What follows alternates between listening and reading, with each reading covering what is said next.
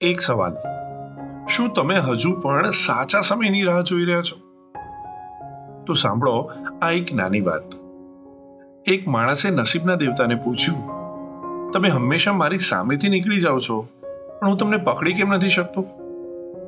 નસીબના દેવતાએ હસીને કહ્યું, કારણ કે મારે આગળના ભાગે વાડ છે, પણ પાછળનો ભાગ સાવ બોળો છે. એટલે કે જ્યારે તક તમારી સામે આવે છે ને, ત્યારે તમે એને પકડી શકો છો, પણ જો એકવાર નીકળી ગઈ તો પછી પાછળથી ગમે તેટલા હાથ મારો પણ એ પકડમાં નહીં આવે. મિત્રો, પરફેક્ટ ટાઈમ જેવું કંઈ જ હોતું નથી. જે સમય તમે શરૂઆત કરો છો ને, એ જ સૌથી શ્રેષ્ઠ સમય છે. હિંમત કરો, પહેલું ડગલું ભરો, બાકી રસ્તો તો કુદરત બતાવી દેશે.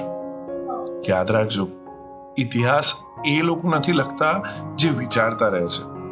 ઇતિહાસ એ લખે છે જે હિંમત કરીને મેદાનમાં ઉતરે છે.